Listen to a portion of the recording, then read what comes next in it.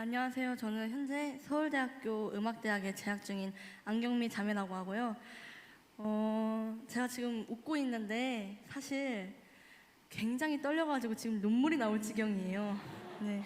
제가 간증을 그래도 좀 꽤 많이 하고 다녔는데 제가 거짓말이 아니라 동상교회를 제가 평소에 많이 좋아했어요. 제가 평택 출신이다 보니까 동상교회가 엄청 좋은 교회고 제가 많이 알고, 그리고 무엇보다 저희 아버지께서 아버지 학교를 나오셔가지고 제 동상교회를 잘 알고 있거든요. 근데 이렇게 좋은 교회에서 저를 초청을 해주셨는데 자, 실망시켜드리면 어떡하나 이렇게 생각을 해서 제가 오늘 새벽 5시부터 이제 평택 제일감리교회 1, 2부 하고 또 순복음교회 가서 또 3부 드리고, 그러고 지금 제가 온 거거든요. 밥도 못 먹었다는 얘기예요. 밥도 못 먹고 지금 잠도 못 자고, 제가 지금 열심히 준비를 해왔지만 사실상 지금 제 머리에 아무것도 기억나는 것도 없고 아무 소리도 들리지 않아요. 그래서 제가 이상하게 말을 해도 잘 이게 똑똑하신 분들만 계신 거라 믿고 잘 이렇게 이해해 주시고, 일단 제가 서울대 다닌다고 설명을 드렸지만 못 믿으시는 분들이 계실까봐 일단 찬양 한번 먼저 올려드리고 그리고 간증을 시작하기로 하겠습니다.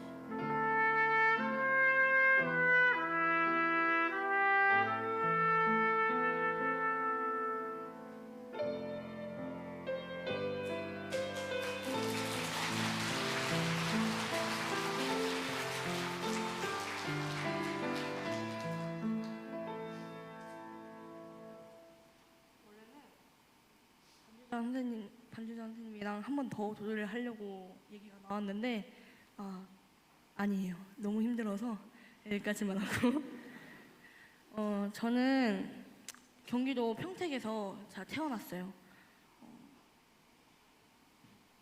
저희 어머니는 알코올 중독자이셨고요. 9순 9개월이라고 하죠. 흔히들 말하는 언챙이셨어요.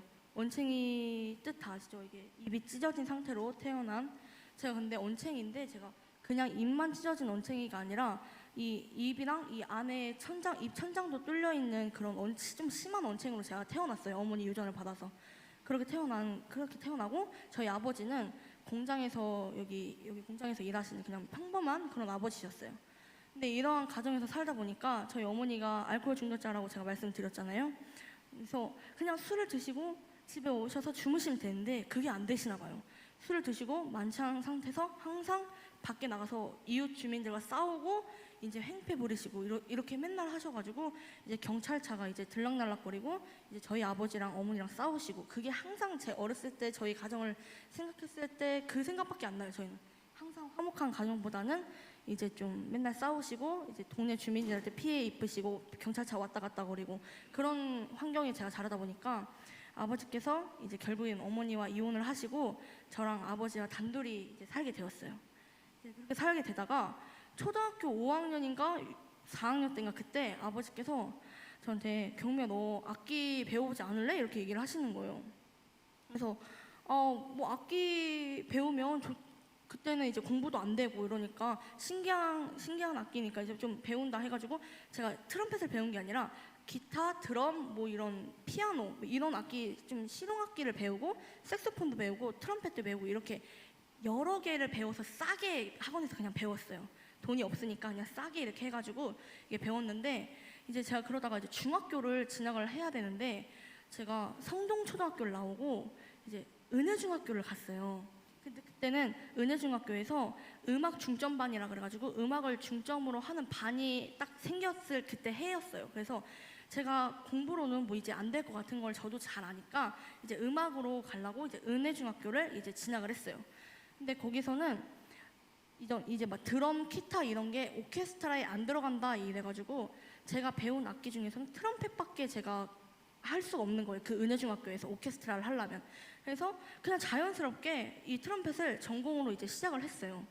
근데 이제 전공을 시작을 하려면 서울로 올라가서 이제 레슨을 받고 이래야 되잖아요. 근데 그냥 한 번에서 아빠랑 저랑 서울로 올라가서 이제 레슨쌤을 찾아갔어요. 트럼펫 선생님 찾아갔는데 딱 선생님이 딱 저 보자마자 악기 불어보란 말도 안 하시고 저를 딱 보시더니 입을 이렇게 벌려보래요. 입을 이렇게 벌려보시더니 벌려보라고 해서 좀 이렇게 보시더니 저한테 딱 하는 말씀이 저희 아버지한테 하신 말씀이 아버님 이 학생은 트럼펫을 절대 할 수가 없어요 이렇게 말씀을 하시는 거예요.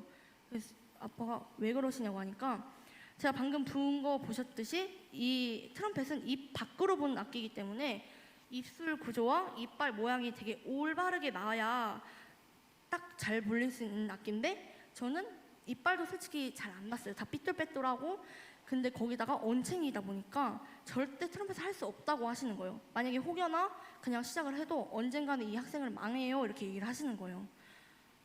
근데 전공을 하려고 갔는데 안 된다고 하니까 근데 그분들은 또 그냥 뭐 트럼펫 선생님이 아니라 트럼펫을 몇십 년간 연구하시는 트럼펫에 대해서 박사님들 정말 교수님들인데 그분들이 안 된다면 안 되는 게 맞거든요. 그래서 엄청 고민을 많이 했는데 아버지께서 평택 내려오시면서 경미야 트럼펫 해 이렇게 말씀하시는 거예요. 그래서 왜 그런 무모한 짓을 하냐 이런 식으로 말했어요. 그러다가 안 되면 진짜 그 사람 말대로 망하면 어떡하냐 이렇게 하시니까 아버지께서 지금 너의 얼굴에 있어서 어떻게 보면 입술이 컴플렉스잖아요. 단점인데 그 단점을 네가 트럼펫을 해서 성공을 해서 단점을 장점으로 바꿀 수 있는 계기로 만들라고 하시는 거예요. 그래서 그때는 그냥 뭐 순종이라고 말은 하지만 그냥 하라고 하니까 했어요. 뭐 순종이라고 하시면 순종이고 그냥 했는데 그렇게 해서 전공을 시작을 했는데 역시나 쉽지가 않아요. 그분들이 말이 맞아요. 안 되더라고요.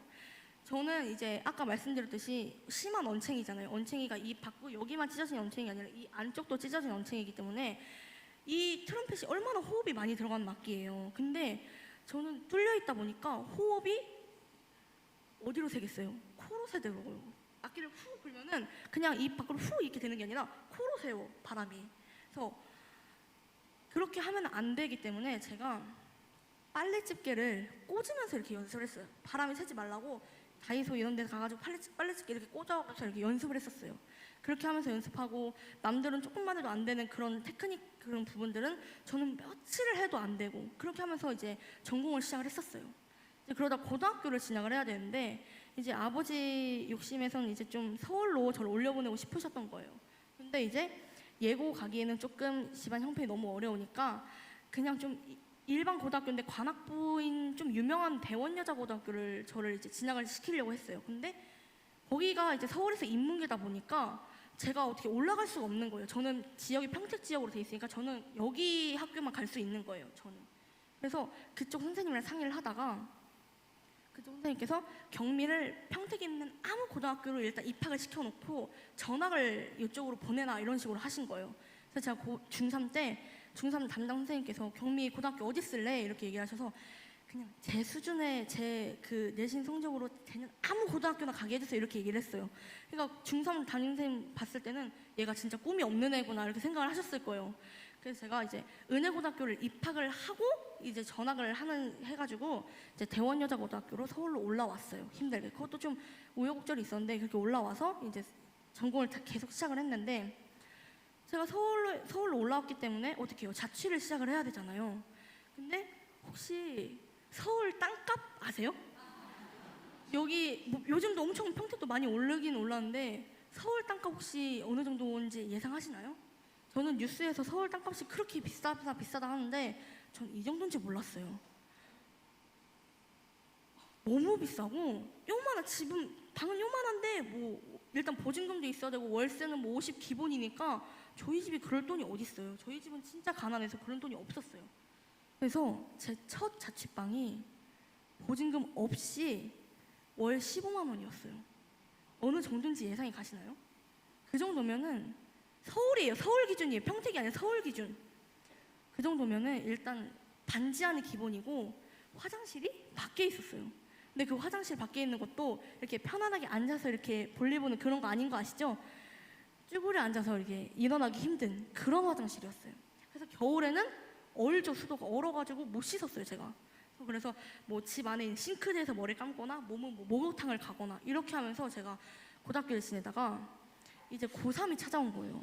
근데 저는 그때까지만 해도 고3이 그렇게 뭐 입시 스트레스가 심하다 이렇게 말들을 하잖아요. 근데 저는 솔직히 그게 다 좀 약한 소리인 줄 알았어요.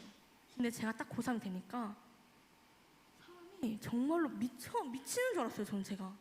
제 입장에서는 이제 아버지가 이렇게 공장에서 혼자 이렇게 뒷바라지 해주시고 딸내미 좀 잘 키워보겠다고 서울로 이렇게 올려보내는데 내가 대학을 못 가봐. 그럼 무슨 쪽팔림이에요, 그게. 그런 부담감 때문에 너무 힘들었는데 이제 고3 딱 되면은 이제 레슨을 일주일에 한 번씩 받던 거를 2번, 3번으로 늘려요. 왜냐면 고3이니까 이제 막바지에 막 한참 레슨 많이 받아서 실력을 키우기 위해서 레슨을 늘려요. 그럼 당연히 레슨비도 추가가 되죠. 더 점점 플러스가 되는 거예요. 레슨을 2-3번 받고, 그리고 또 작은 선생님이라 그래가지고 연습을 도와주는 또 작은 선생님이 또 계세요. 그것도 레슨비를 당연히 데려가죠. 그렇게 하면서 저랑 동기인 어떻게 보면 라이벌인 애들은 그렇게 일주일에 적어도 레슨을 2-3번씩 받았어요. 근데 저는 일주일 레슨을 1번을 받고 있었는데 그마저도 이제 제가 고3이면 콩쿠르를 많이 나가야 돼요. 콩쿠르 나가서 이제 다른 고3 애들이랑 좀 경쟁도 해보고 누가 잘하는지 못하는지 좀 실력도 비교를 해보기 위해서 콩쿠르를 많이 나가는데 그 콩쿠르도 공짜가 아니죠. 콩쿠르비를 나가고 콩쿠르 할 때 이렇게 피아노 반주를 해주신다. 그럼 그 반주비도 또 드려야 돼요. 그렇기 때문에 제가 콩쿠르도 많이 나가고 그래서 고3 때 돈이 너무 많이 나가서 레슨을 한 2달, 2-3달 제격으로 쉬었었어요. 레슨을 아예. 근데 말이 2-3달이지 옆에서는 동기들은 다 일주일에 2-3번씩 레슨을 받고 있는데 저는 레슨을 쉬고 혼자 입시를 준비한다는 게 말이 안 되는 거거든요. 한참 지금 레슨을 계속 받아도 모자랄 판에 레슨을 아예 쉬었었어요. 근데 뭐 그것까지는 제가 혼자 이렇게 준비하면서 어떻게든 된다고 치는데, 제가 조금 정말 너무 견디기가 힘들었던 거는 이제 저랑 라이벌인 학생의 어머니가 이제 레슨 선생님께 찾아와가지고 선생님 고생이 많으세요. 저희 애 좀 잘 부탁드려요. 이러면서 뭐라도 이렇게 지어드리거나 아니면 이렇게 좀 잘 챙겨주시는 걸 볼 때마다 저도 사람인지라 심리적으로 위축이 되더라고요. 아, 우리 아빠는 저렇게 못 해주는데, 우리는 지금 레슨 받을 형편도 안 되는데, 아무래도 레슨 선생님도 사람인지라 저렇게 해주면 조금이라도 더 이렇게 하나라도 더 이렇게 챙겨주고 이러지 않을까라는 생각이 솔직히 들었었어요, 고3 때. 그래서 제가 어디 가서 이걸 얘기할 데도 없고 이렇게 아빠한테 전화를 해가지고 아빠 나도 이렇게 좀 해주면 안 돼요 얘기를 하고 싶은데 차마 얘기를 못 하는 거예요, 저희 아빠한테. 왜냐면 저희 아빠는 저보다 더 힘드셨어요. 저희 아빠가 그때 제가 고3 때 한참 겨울에 엄청 춥다고 엄청 난리 났을 때 그 해였어요. 근데 그때 뭐 지금도 마찬가지인데 겨울에 한 달 난방비가 2, 3천 원 나와요, 저희 아버지가. 그 말은 그 추운 겨울날 보일러를 아예 안 떼시고 그냥 찬물로 계속 씻으신다는 거예요. 밥도 그냥 뭐 찐빵 500원짜리, 만두 500원짜리 이런 거 있잖아요, 밖에서. 그런 거 그냥 사드시고 좀만 아껴가지고 우리 딸 레슨비 좀만 아껴서 우리 딸 이렇게 하신 걸 제가 잘 알았기 때문에 차마 아빠한테 찡찡대지도 못하고 그렇다고 제 라이벌인 친구한테 말하지도 못하잖아요. 그래서 혼자 이렇게 맨날 이렇게 하다가 그래서 제가 맨날 연습을 하고 집 앞에 바로 제가 다니는 교회가 있었어요. 금남교회가 있어서 그 지하기 도시에서 매일같이 울었어요. 제가 하나님 저 진짜 너무 힘들어요. 하나님 저 대학 못 갈 것 같아요. 그래서 매일같이 울면서 기도하고 그리고 집에 가고 또 다음날 학교 가고 또 연습 끝나면 또 지하기 도시 가서 울고 그리고 집에 오고 맨날 그렇게 일상이 반복되었어요. 이제 그러다가 수시 원서를 이제 9월달에 수시 원서 접수를 해야 돼요, 제가.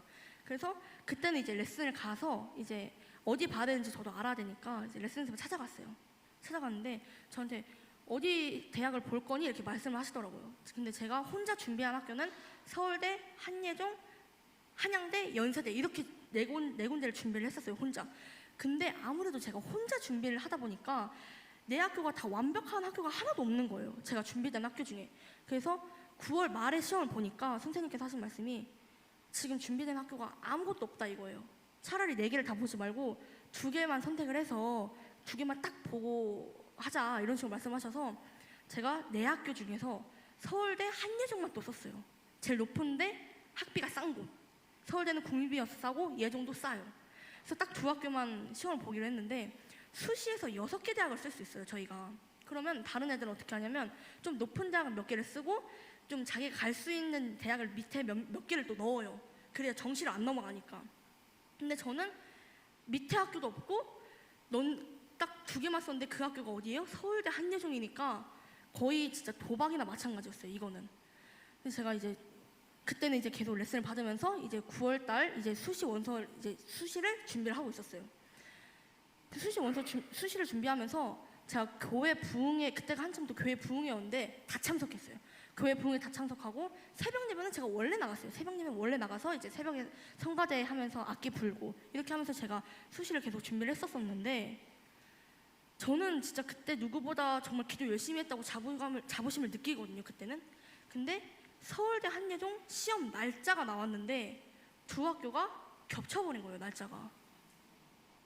그러면 저는 딱 2학교 썼는데 그 2학교가 날짜가 겹쳐버리니까 전 둘 중에 하나만 봐야 되는 거예요.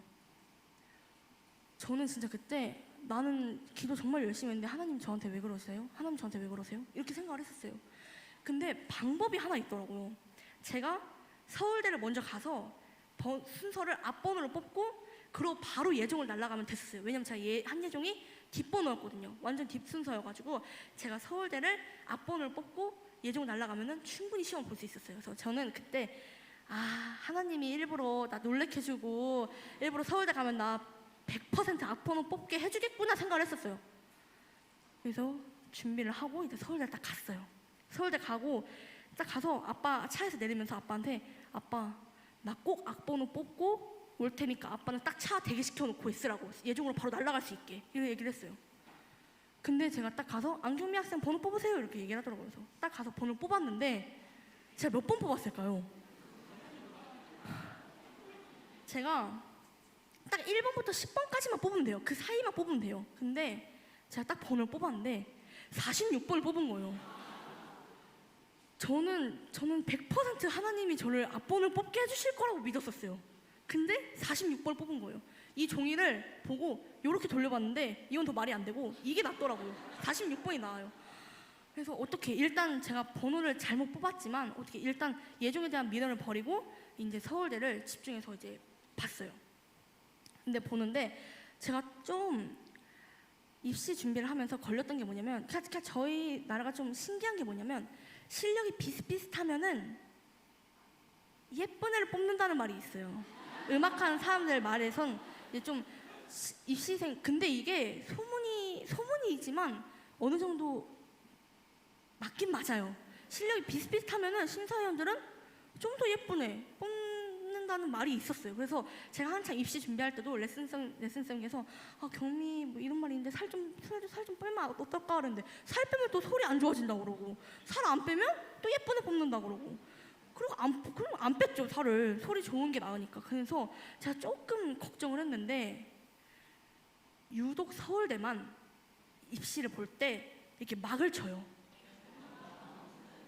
그러니까 항상 매년 딱 서울대를 볼 때마다 뽑히는 애들이 비리다, 뭐 심사위원이랑 짜고 쳤다 이런 말이 하도 많으니까 아예 심사위원이 내가 누군지 모르게 이게 딱 막을 치고 이쪽은 심사위원, 저는 반주자랑만 딱 단둘이만 있는 거예요. 그리고 저희 뭐 면접도 없거든요. 그러니까 심사위원이 내가 키가 작은지 뚱뚱한지 큰지 예쁜지 모르는 거예요. 오로지 악기 실력으로만 판단을 하고 뽑는 거거든요. 얼마나 감사해요. 물론 제가 귀여워서 귀여움으로 이렇게 승부하면 뽑혔겠지만 예쁜 걸로는 저는 사실 자신이 없거든요. 그래가지고 막을 치고 시험을 보고 제가 그래서 1차를 붙었었어요. 1차를 붙고 이제 2차를 이제 준비를 하는데 이제 2차 때가 2차 곡이 제가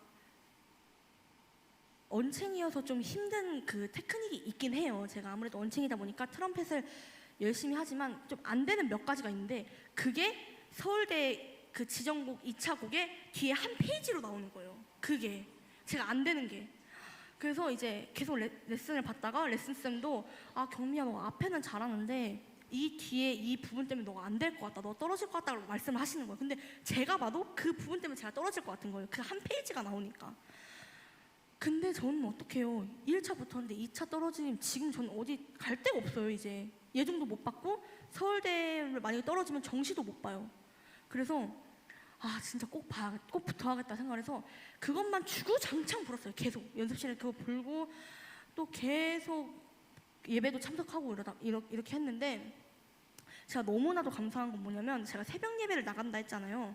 근데 새벽 예배 때 새벽 성가대원 분들께서 새벽 성가대 연습을 시작하기 전에 항상 기도를 먼저 하고 예배를 시작을 하잖아요. 그 연습을 시작을 하잖아요. 근데 항상 제일 먼저 기도 제목이 우리 트럼펫 반주자 경미 학생 서울대 붙게 해달라고 그게 항상 기도 제목이었어요. 제 입시 볼 때. 그래서 항상 매일매일 새벽 예배 나가시면서 그분들이 매일 저를 위해 맨 처음 기도를 해주시고 그리고 저도 새벽 예배 나가서 기도를 하고 이제 그렇게 하다가 이제 2차를 이제 시험 시간이 나왔어요. 2차 시험 시간이. 근데 저희는 이렇게 악기를 입 밖으로 이렇게 금관 악기를 하는 사람들은 아침에 악기를 부는 게 최악이에요. 왜냐면 운동선수들이랑 똑같다고 생각하시면 돼요. 좀 아침에 입으로 부는 거기 때문에 아침에 자고 일어나고 얼마 안 된 상태로 불면은 입술도 붓고 좀 이러기 때문에 몸 좀 풀고 좀 이렇게 스트레칭도 한 다음에 좀 정신도 깬 상태에 오후에 악기 부는 게 제일 잘 불려. 컨디션이 제일 좋은 상태거든요. 그때가. 그래서 다들 서울대 트럼펫 2차 시험 시간이 오후로 나오길 다들 바랬어요. 근데 오전 9시로 나온 거예요. 서울대 2차 시간이. 근데 저는 유리하죠. 왜냐면 제가 말씀드렸듯이 새벽 예배를 나가서 제가 악기를 매번 불었잖아요. 제가 그게 3, 4년 계속 그렇게 불었으니까 새벽도 뭐 7시도 아니고 새벽 5시, 4시에 일어나서 악기를 보니까 그 누구보다 아침에 나와서 악기 부는 건 자신 있었어요. 새벽 4시에도 악기 부는데 새벽 9시에 제가 악기를 못 불겠어요, 설마? 다른 애들보다 훨씬 유리하게 제가 시험을 봤었어요. 그래서 제가 2차를 이제 준비를 한 상태로 2차 이제 시험을 잘 보고 그리고 저희가 딱 2명 뽑거든요. 몇십 명이 몇백 명이 와도 딱 트럼펫은 딱 2명 뽑아요. 그 상태에서 저는 하나님께서 저를 실기호수 장학생으로 붙여주시더라고요.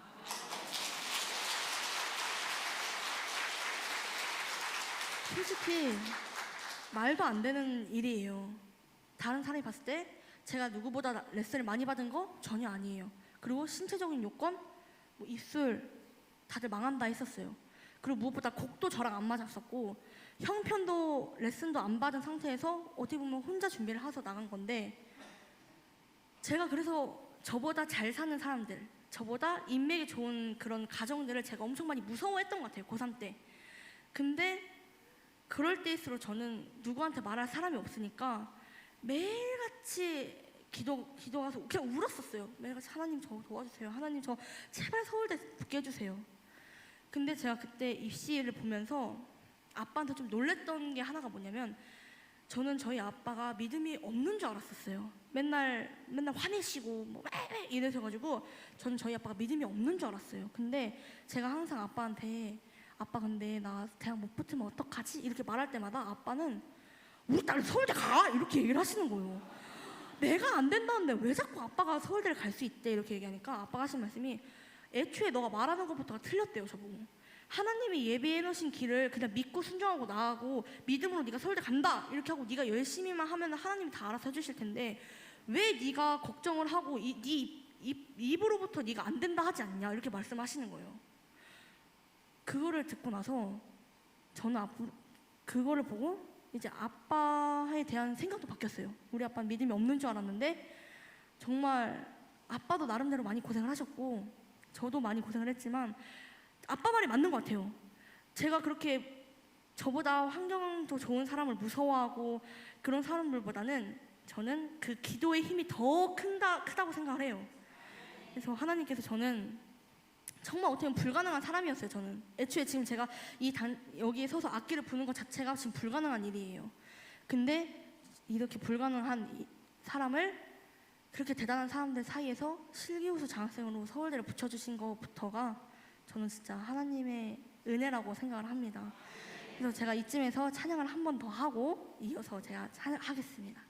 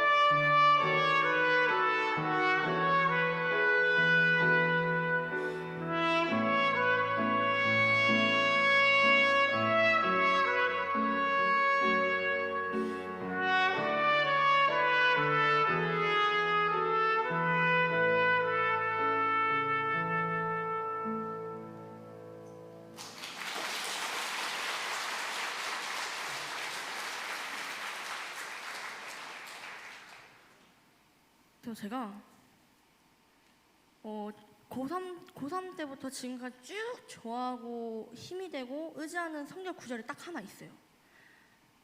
PPT로 혹시 띄워주실 수 있을지 모르겠지만 마가복음 9장 23절 혹시 아시나요?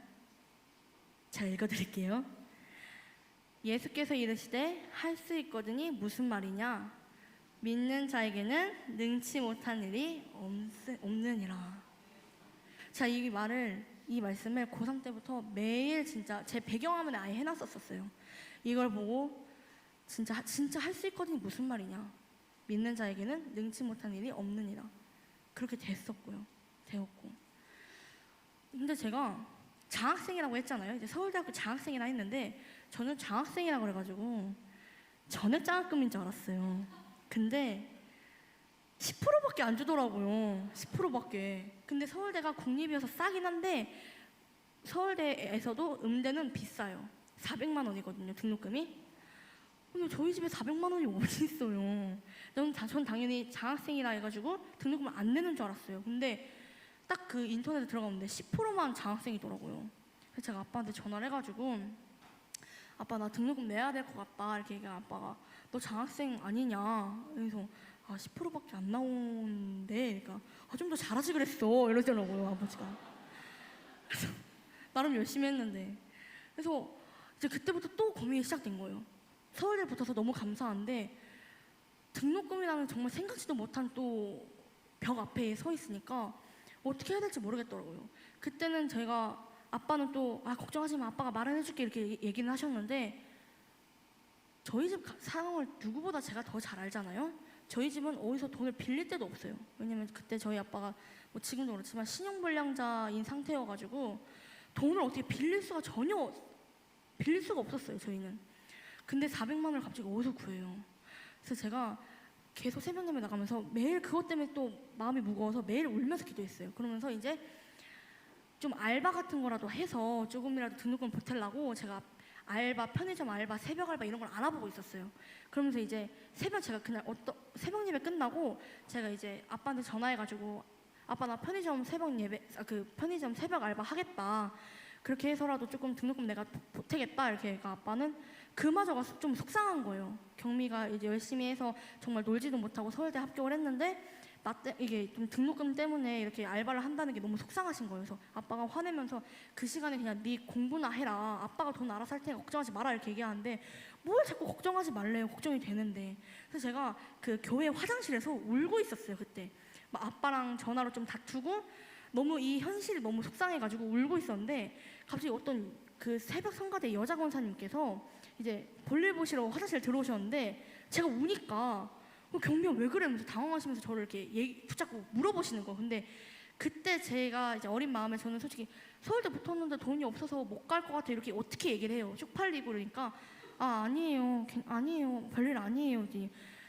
그 권사님이 궁금한 걸 못 참는 성격이신가 봐요. 말을 할 때까지 안 놔주시더라고요. 난 집에 가고 싶은데. 그래서 계속 무슨 일이야 물어보셔가지고 제가 결국에 말을 했어요. 제가 사실 서울대에 붙긴 했는데 장학금이 10%밖에 안 나와서 등록금을 좀 마련을 해야 되는데 그것 때문에 좀 속상해서 이렇게 했다. 그랬더니 갑자기 그래? 이러면서 그래 알겠어 그러시더니 이따 오후에 내가 전화를 할게 이러면서 나가시더라고요. 분명 볼일 보러 들어오셨는데 볼일도 못 보시고 그냥 나가시더라고요.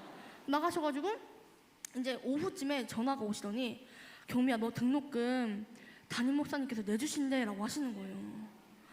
그러니까 알고 보니까 그 권사님께서 이제 그 목사님들한테 말씀을 드려가지고 우리 교회에 경미 학생이게 해가지고 서울대 갔는데 형편이 이래가지고 그러니까 담임 목사님께서 그럼 흔쾌히 도와주시겠다 하고 또 새벽 성가대 대원분들도 조금 이렇게 돈을 걷어가지고 좀 저한테 좀 이렇게 후원금 이렇게 비슷하게 주셨었어요. 그래가지고 정말 감사하게 제가 학교를 다녔는데 제가 그러고 나서 학교를 다니다가 계속 장학금을 놓치면 안 됐었는데 제가 1학년 2학기 때 제가 한번 성적이 다 우르르르여가지고 장학금이 한번 또 놓쳤었어요. 1학년 2학기 때. 근데 그때는 이제 진짜 어디서 나올 데가 없잖아요. 그래가지고 제가 이건 진짜 큰일 났다. 그래서 제가 아빠한테 전화를 해가지고 아빠 미안해 이번에는 성적이 안 돼서 또 장학금이 안 나온대 이렇게 말씀을 드렸어요. 아빠가 또 아, 그래 걱정하지 마 또 이러시는 거예요. 그때 걱정을 안 해요. 그래서 또 계속 기도하고 또 이러는데 제가 또 이번엔 또 남자 권사님이세요. 그 권사님께서 저랑 평소에 저희 교회에서 친하게 좀 지낸 남자 권사님이 한 분 계세요. 근데 그분은 이제 붕어빵 장사하시면서 그 좀 극동방송 후원 10년 넘게 후원하시는 그런 분이시거든요. 근데 그분이랑 저랑 이게 아무래도 친하게 지내다 보니까 아, 경미야 자기 극동방송 놀러 갈 건데 이게 한번 인사드리러 가는데 너도 가가지고 한번 이제 가가지고 좀 찬양하고 악기 좀 불어보지 않겠냐 해가지고 그냥 쫄래쫄래 따라갔어요. 그냥 아무 생각 없이. 근데 갔는데 이제 그래서 극동방송의 1층에 가면은 이제 카페가 있어요. 카페에 가서 그냥 아무 생각 없이 그냥 악기를 불었는데 이제 극동방송 사장님이나 이제 뭐 직원분들이 이렇게 많이 오시더라고요. 오시면서 뭐 권사님한테 권사님 이 학생 누구예요? 그래서 뭐 이렇게 막 여쭤보시고 그러셔서 제가 이제 제 간증 이렇게 좀 얘기를 했었어요. 근데 갑자기 그러면은 극동방송 그 직원 체플 시간에 와서 간증을 해주면 어떻냐고 이렇게 제의를 해주시는 거예요. 제 극동방송은 이제 아침에 직원 체플 예배로 시작을 하면서 이제 하루 일과를 시작을 하거든요. 그래서 그때 와서 간증을 해주면 어떻냐 그래서 제가 그때 간증이 처음이었어요. 그래서 아 그래도 알겠다 하고 준비를 해서 갔는데 제가 원래 하려던 간증 날짜가 밀렸었어요. 그때 무슨 미국에서 유명하신 분이 오셔야 된다 그래가지고 날짜가 밀려서 제가 밀린 날짜에 딱 갔는데 딱 그때에 극동방송 이사장님이신 김장한 목사님께서 딱 계신 거예요. 원래 매일 안 계세요. 바쁘셔가지고 안 계신데 딱 제가 간증하는 날짜에 딱 앉아 계신 거예요. 그래서 제가 제 간증을 딱 했는데 갑자기 간증 끝나자마자 저한테 오셔가지고 극동 PK 장학재단이라고 매년 이렇게 어려운 애들한테 후원을 해주는 장학재단이 있어요. 근데 그때 제가 알기로는 날짜가 이미 접수 날짜가 지났는데 김장 목사님께서 어떻게 김장 목사님께서 달라고 하시면 장학생으로 해줘야죠. 그래서 김장 목사님 추천으로 제가 등록금을 마련할 수 있었어요. 근데 제가 등록금이 부족했을 금액이 200만 원 좀 됐었거든요. 근데 극동 PK 장학재단 금액이 딱 200만 원이었어요.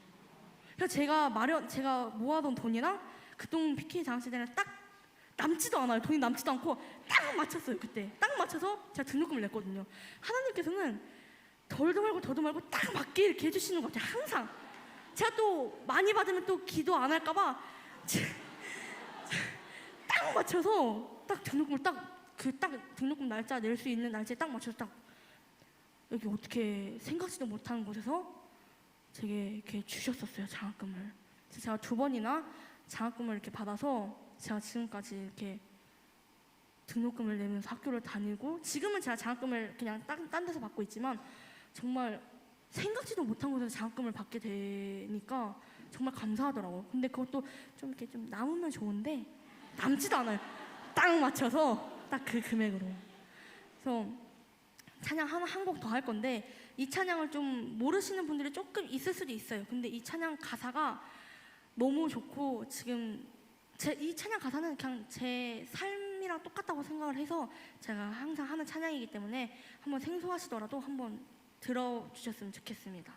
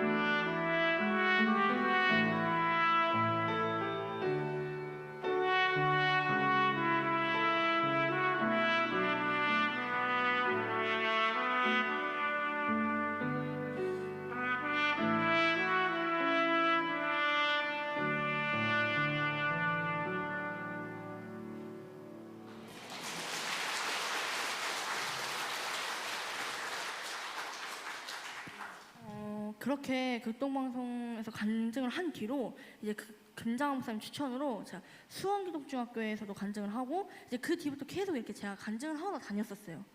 근데 제가 되게 감사한 거는 제가 이렇게 간증거리가 저도 이렇게 있다는 걸 너무 감사하게 생각을 해서 아 이렇게 뭐 제가 부족하지만 이렇게 나도 간증하고 좀 다녔으면 좋겠다라고 생각만 했었지 제가 이렇게 현실이 될 줄은 몰랐거든요. 근데 이제 제가 극동방송을 간증을 하기 시작하고 이제 계속 간증을 하러 다녔는데 저희 아버지께서 항상 장난인지 모르겠지만 하신 말씀이 이제 우리 딸은 서울대도 갔으니까 이제 목사님만 하면 되겠네 이렇게 말씀하셨어요. 근데 제가 진짜 그때마다 눈에 불을 켜고 아빠 장난이라도 그런 말 하는 거 아니라고. 왜냐면 불안한 건 항상 아빠가 하신 말씀대로 항상 됐었어요. 아빠가 기도를 너무 열심히 해서 그런지 모르겠지만 항상 아빠는 아빠 말대로 항상 모든 게 다 됐었어요. 그래서 아빠 장난이라도 그런 말 하는 거 아니라고. 난 절대 목사님 못한다. 난 내 성격이 목사님은 큰일 난다. 이런 식으로 제가 얘기를 했었어요. 근데 제가 서울대를 이제 다니고 이제 졸업을 하면 이제 유학을 제가 가야 되잖아요. 근데 유학을 가려면 아무래도 외국이다 보니까 돈이 엄청 많이 들 거란 말이에요. 그리고 인맥도 없고 저는 그래서 거기에 대한 기도를 엄청 많이 하고 있었어요. 제가 미국 유학을 가고 싶은데 어떻게 해야 되지? 인맥도 없고 돈도 없고 무엇보다 누가 이렇게 끌어주는 사람도 없고 그래서 엄청 기도를 많이 했었어요. 아빠랑 저랑 기도를 많이 했는데 이제 극동방송에서 두 번째 간증을 해달라고 요청이 왔었어요. 그래서 저는 그때는 이제 간증보다는 극동방송을 통해서 제가 많이 성장을 하였고 정말 너무 감사하다 이렇게 말씀을 하면서 이제 제 요즘 기도 제목을 이렇게 말씀을 드렸었어요. 근데 그때도 제가 원래 하려던 날짜가 또 이렇게 밀렸었어요. 근데 밀린 날짜에 또 김장 목사님이 계셨어요. 근데 이제 그때 제가 기도 제목을 제가 이제 졸업을 하면은 유학을 가야 되는데 미국 유학을 가고 싶습니다 하고 제가 생각나시는 분들은 한 번쯤 기도해 주시면 감사할 것 같아요 이렇게 이제 딱 말씀을 들었는데 갑자기 김장 목사님께서 나오시더니 저한테 미국 유학 가고 싶어? 이렇게 말씀하시는 거예요. 왜 가고 싶어요? 이렇게 얘기를 했어요. 갑자기 뒤에서 이렇게 제가 이렇게 간증을 하는데 김장 목사님께서 누구를 이렇게 부르시더니 어떤 외국인 한 분이 이렇게 걸어 나오시는 거예요. 근데 제가 외국인 울렁증이 있거든요. 말이 하도 안 통해가지고. 근데 이게 뚜벅뚜벅 걸어 나오시더니 저한테 무슨 말을 하시는지 제가 못 알아들었어요. 제가 영어를 못 하거든요, 사실. 그래가지고 걸어 나오셨는데 저한테 무슨 말을 하시면서 제가 대답을 못 하니까 김장 목사님께서 영어도 안 되면서 무슨 미국 유학이 그래서 제가 공부하겠습니다 이렇게 얘기했는데 딱 김장 목사님께서 알고 보니까 그 외국인 분이 미국의 그 어떤 대학의 부총장님이시더라고요. 그냥 그 총장님께서 계셨던 거예요. 제가 간증을 할 때. 그래서 딱 하시는 말씀이 미국 영어로 얘기를 했는데 2년 뒤에 얘 졸업하면은 그쪽 대학 갈 거다. 장학생을 시켜줘라. 이렇게 얘기를 하시는 거예요. 단 조건이 있어요. 제가 신학을 전공하는 조건 하에 제가 장학생을 시켜주신다는 거예요.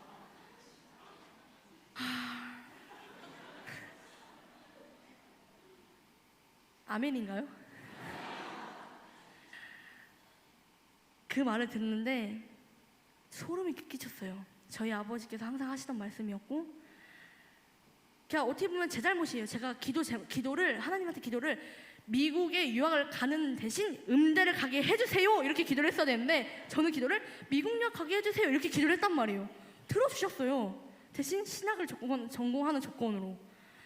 다들 기도를 앞으로 하실 때는 꼼꼼히 기도를 하시면 저처럼 안 될 것 같아요. 그래서 저는 이제 여태까지 제가 음악 말고는 다른 길을 한 번도 생각해 본 적이 없어요. 그리고 그쪽 다른 길로 한 번도 생각해 본 적도 없고 다른 길도 모르고. 근데 하나님께서 이게 하나님의 뜻이고 정말 진짜 하나님의 뜻이다 하면 저는 이 길을 갈 거예요. 가는데 무서워요. 사실 이 길을 저도 잘 모르고 솔직히 제가 지금 이렇게 간증하는 것도 솔직히 어떻게 보면 제 가정사를 다 밝히는 거잖아요. 근데 제가 지금 아직 나이가 22살이에요. 22살인데 저희 어머니가 알코올 중독자고 제가 언친이 이렇게 얘기하는 건 솔직히 쉽지만은 않아요. 근데 제가 여태까지 받은 하나님의 은혜가 너무 커서 이게 주님의 뜻이다. 제가 졸업할 때까지 기다렸는데 하나님 뜻이 그대로 신학이다. 그러면 저는 순종하고 갈 예정입니다. 근데 거의 99%가 제가 졸업을 하고 유학을 갈 거로 결정이 되어서 가끔씩 제가 아직 많이 어려요, 제가. 그래서 가끔씩 제가 생각나시는 분들은 한 번쯤은 저를 위해서 기도를 해주시고 유학을 잘 갔다 올 수 있게 기도를 해주시면 정말 감사할 것 같습니다. 그래서 마지막 찬양곡은 저 현재 제 기분이랑 굉장히 잘 맞는 곡인데 파송의 노래라고 가사를 중심적으로 잘 보시고 이제 마지막 곡이지만 원래 뭐 아쉽다 하시는 분들은 뭐 혹시 뭐 앵콜을 하시면 있을 수도 있어요. 근데 뭐 급하시다 그러면 앵콜 안 하셔도 상관없어요, 저는. 근데 뭐 어쨌든 저는 앵콜도 리허설을 했고 그러니까 파송의 노래 하고 이제 앵콜을 하겠습니다.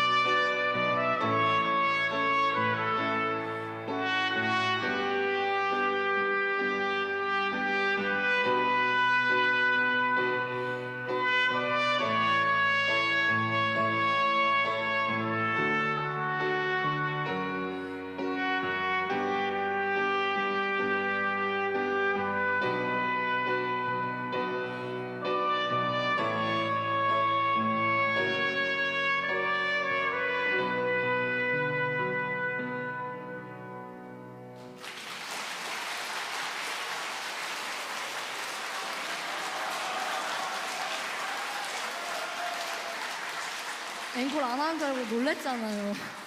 앵콜 마지막 곡은 이제 여태까지 좀 천천한, 좀 느린 곡 했으니까 마지막 곡은 야곱의 축복으로 전체 모두 다 이제 박수 치면서 찬양하시면서 저도 지금 살짝 입술이 너무 힘들거든요. 그래서 좀 시험점 저도 볼 수 있게 전체 크게 이제 찬양해주고 저는 이제 내려가겠습니다. 감사합니다.